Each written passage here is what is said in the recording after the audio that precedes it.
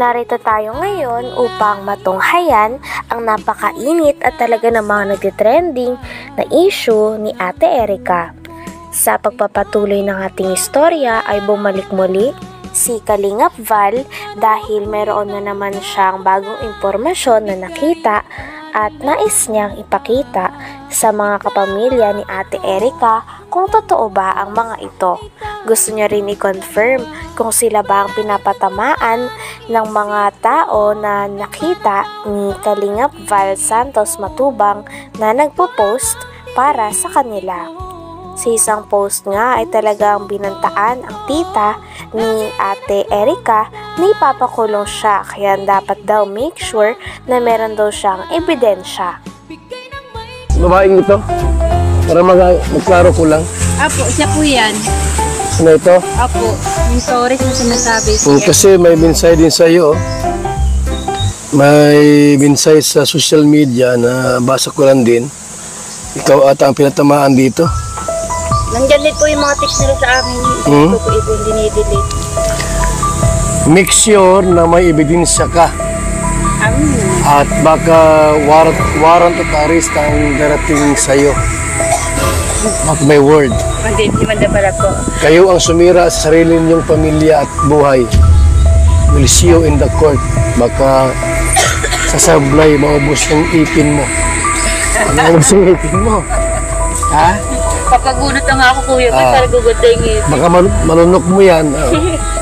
God bless and see you in the court. Naku, delikado ka.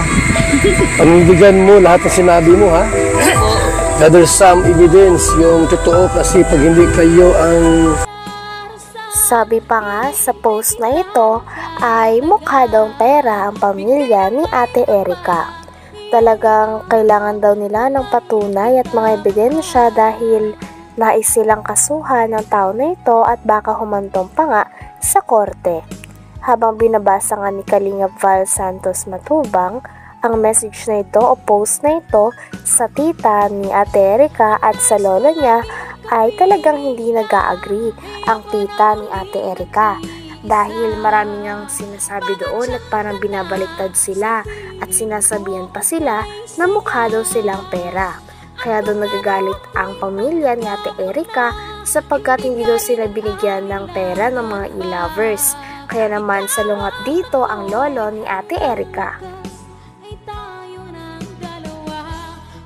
Mabanggit pangalan ko. Amy Torres. Sobra mo pakialaman na hindi nyo naman pera at buhay. Be ready for yourself. Nagpauto kasi kayo, yan, kayo din nagpapahiya sa korte. Nagpauto kasi kayo, yan, kayo din mapapahiya sa korte. Gagalit kayo kasi di namin kayo binigyan ng pera. Ano naman po ang kinagagalit po namin sa kasi mukha kayong pera. Kahit nakabigay kami ng ilang bisis, dinay kayo ng dinay. Ano yun? Wala kami bigay na. Ha? Tay, Lulubig, so may binsay sa'yo. Nabasa mo na ito? Di pa. You know? From Amy Tunyaka Torres. Lulumigs, ano kaya yung topic natin dito? Di ba pera at ikaw ang may hawak? Yung pera, hindi si May. Ikaw may hawak? Wala akong pera hinahawakan dyan. Huh? Yan o.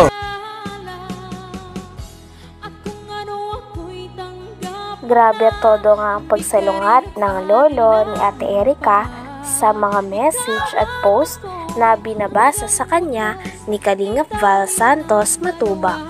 Talagang walang katotohanan daw ang mga ito dahil lang totoo daw ang sinasabi nila.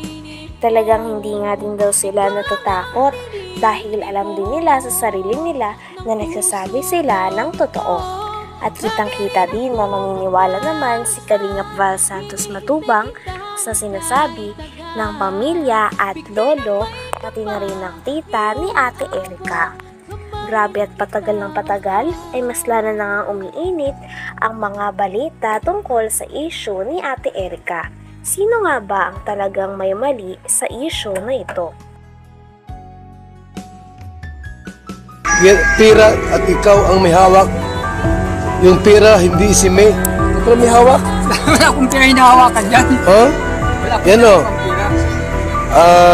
Dahil kayo ang bumili ng mga gamit. Utos lang ni sila. Utos yun yung sisila. Anong gamit yung binili niyo, tay? Yung siminto, ano, yung mga agribil, yung mga ginagamit. Saan ginamit? Sa bahay din. Okay. Hindi pa mambaga kami ba na gawa ng Magkano halaga noong binigay sa'yo? lang yata yun. Tandaan lang yata yun. 100,000 Oo. binigay. Hindi man, Hmm. sa kanya naman ang gagaling. Ibigay nga sa akin. Ikaw daw ang may hawak ng pera, hindi si May. Wala sa akin, sa kanya. Siya nagbibigay ng pera pang bili ng mga Kaya ako tayo nandito para malinaw ko naman kasi baka mamiyas. Pero ang salita ko, yung pala, ikaw pala may kasalanan. Wala. Ha? Ako po sir talaga Oh. wala. Sinabi pa nga sa post na talagang parang sobra na daw ang pamilya, lalo na ang tita ni Ate Erika at ang lolo ni Ate Erika sa kanya. Kaya naman pinagtatanggol nga ng post na ito si Ate Erika at ang kanyang ate. Talagang sabi nga ng lolo ni Ate Erika ay napakarami daw maling impormasyon doon at talagang pinaliwanag din ni Lolo Miguel ang kanyang sarili sa mga manonood. Talagang marami pa nga mga bagay na hindi nalilinaw tungkol sa issue na ito, kaya mareresolba pa kaya ang mga ito? Dahil nagagalit na nga talaga si Lolo Miguel pati na rin ang tita ni Ate Erika. Talagang habang patagal na patagal ay mas umiinit na nga ang issue nito. Sino nga ba ang tunay na may mali? Ang pamilya ba ni Ate Erika o sila Ate Erika at ang kanyang ate? Namin and more pa in the court. Hindi naman na ka rin. Hindi kami natatakot. Don't miss it. Kasi lahat Oh. sa katotohanan lang po. You want to fix this. Ayaw niyo manahimik kasi. So, this is not a joke for us. And sorry. Sorry ha, need ko na po kasi magsalita. Sumubra na kayo kay Erika. Alam mo ko, Beget, yan. Kami pa po yung Nung hindi pa si Mrs. na ospital, ako ang inuutosan nila at wala man silang alam sa pagbibili ng mga steel bar, siminto, graba, buhangin. Baka, Binibigay mo sa akin pera. Ako na simple ako nagkuhan sa hardware. Yun. At di simple ako talagang nagbabayad sa hardware. Tapirma ako doon. Pero sa kanilang gagaling ang pera. Ganun. May prueba naman din po kami kung yung nga kanino ang pera. Kahit tiyahin ko kapag salita. Oh. So, sumubra na kayo kay Erika. Grabe at todo explain nga si Lolo Miguel sapagkat mali-mali daw ang mga sinasabi nila sa post na pinapatamaan sila. Bukod sa sinabihan sila ng mukha silang pera, ay sinasabi pa na kinokontrol nila ang pera nila Ate Erika at sa mga pagpapagawa ng bahay. Piniliwanag naman ni Lolo Miguel na sila mismo ang nanghingi ng tulong kay Lolo sapagkat wala daw silang alam sa mga pagpapatayo ng bahay at mga simento, kaya naman siya lang daw ang bumili, ngunit sa barangay naman daw iyon.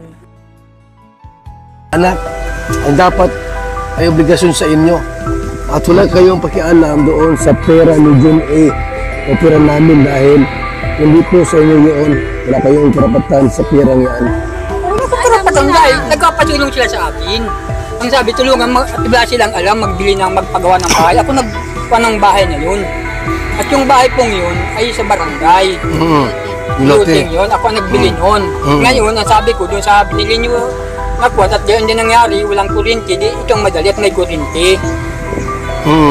Di pick ko namin yung kuryente, pinalo up namin, sabi ng kuryente. Ayun ang pinagawa namin para madali-dali na. Ay pira sa sabi na ako naghawak ng pira, hindi wala sa akin yan. Sila nagbibigay ng pira sa akin. Na pambayad sa mga inutusan ka lang. utos ka. Ako, ginamit lang ako. Ay kung alam ko lang ang kakaganyo, hindi ako masunod sa kanila. Yung ganyang ginagawa. Bakit tayo